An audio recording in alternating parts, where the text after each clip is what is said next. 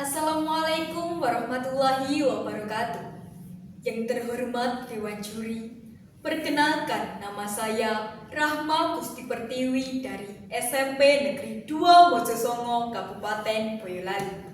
Pada kesempatan ini saya akan membawakan dongeng dengan judul Nada Penjaga Rimba. Selamat menyaksikan. Pada zaman dahulu, di kaki gunung merbabu yang indah, berdirilah desa Anyaman. Desa ini dikenal bukan karena emas atau permata, melainkan karena kreativitas penduduknya dalam mengolah apa yang diberikan oleh alam.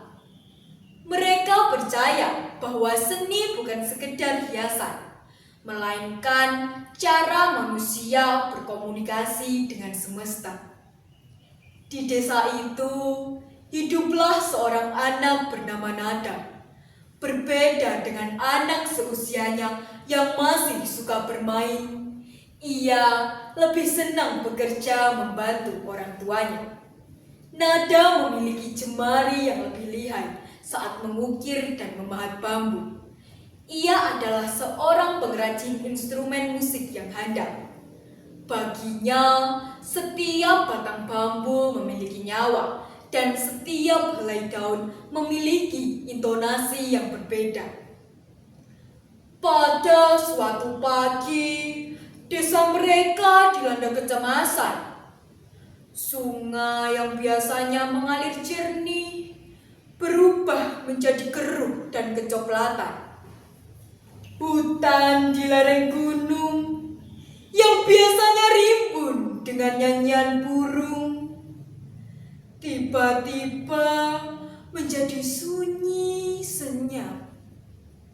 Pohon-pohon tampak lesu, daunnya menguning sebelum waktunya. Nada merasa ada yang tidak beres. Ia pun memutuskan untuk mendaki ke hulu sungai. Di sana ia terkejut melihat sekelompok orang dari luar desa yang mulai menebang pohon-pohon besar secara sembarangan untuk mengambil getahnya. "Berhenti!" teriak Nada. "Kalian membunuh napas kami. Jika pohon-pohon ini hilang, tanah akan longsor dan air akan kering." Namun, orang-orang itu hanya tertawa. "Seni dan kata-katamu tidak akan memberi kami makan, anak muda. Dunia ini butuh hasil, bukan puisi," kata bapak salah satu penebang kayu.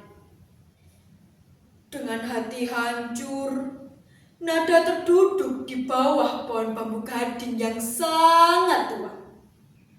Bambu itu berwarna kuning keemasan. Konon ditanam oleh leluhur desa sebagai simbol penjaga mata air. Nada tersentak.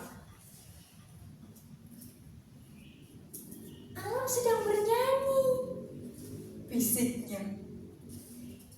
"Ia tidak meminta bantuan dengan amarah, tapi dengan keindahan." Tiba-tiba sebuah ide muncul. Nada menyadari bahwa untuk menyadarkan orang-orang, ia tidak bisa hanya menggunakan logika atau kemarahan.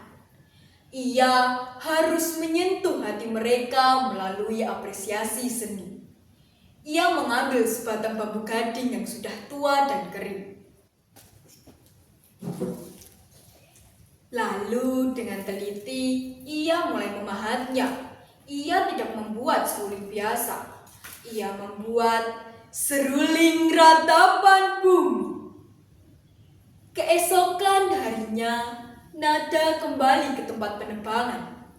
Ia tidak membawa senjata, hanya membawa seruling bambunya. Ia berdiri tepat di hadapan para penebang yang siap menghujamkan kapak mereka. Nada mulai meniup serulingnya.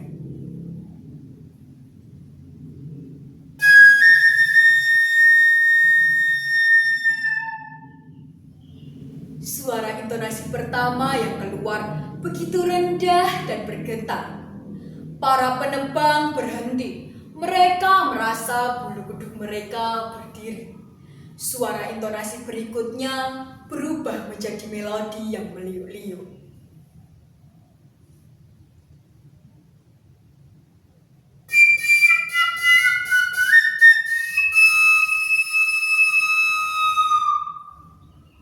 Ajaibnya, kreativitas nada dalam memadukan teknik tiup dan emosi yang mendalam menciptakan atmosfer yang luar biasa. Suara seruling itu menggema, seolah-olah hutan ikut menangis. Seorang penebang tiba-tiba menjatuhkan kapaknya. Ia menyadari bahwa dengan merusak hutan, ia sedang menghancurkan masa depan anak cucunya sendiri. "Hentikan semuanya," kata pemimpin penebang itu. Suara ini mengingatkan aku pada kita siapa sebenarnya. Kita adalah anak-anak bumi, bukan penguasa yang tiran. Nada mendekat dan berkata dengan lembut, "Alam telah memberi kita segalanya untuk berkarya. Jika kita menjaganya, alam juga akan menjaga kita." Berita ini sudah tersebar luas. Warga desa Anyaman dan para pendatang itu akhirnya bersatu. Mereka tidak lagi menebang pohon-pohon itu, melainkan menanam kembali. Tahun-tahun berlalu, desa Anyaman menjadi pusat budaya yang termasyhur. Hanya ini yang bisa saya sampaikan. Jika haji harus tawaf, jangan lupa stamina disiapkan.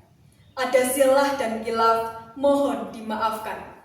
Terima kasih. Wassalamualaikum warahmatullahi wabarakatuh.